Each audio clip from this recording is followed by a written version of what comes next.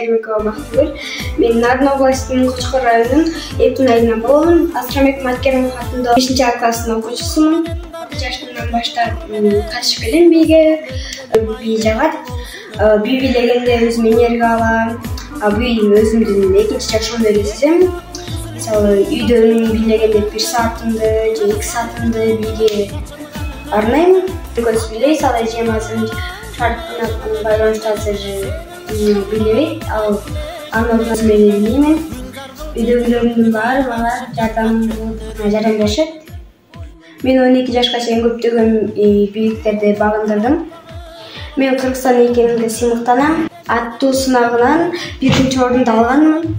Карада мен Баластан Тинекалына барып келдим. Түзөкөргө чыгып, өзүмдүн өнөрүмдү көрсөтүп келдим. Буюрса дагы ийгиликтерге жетем деп ойлойм. Анткени аракетимди жасайм. Сиздер менен болгон Кайрымыкова Бактыгүл.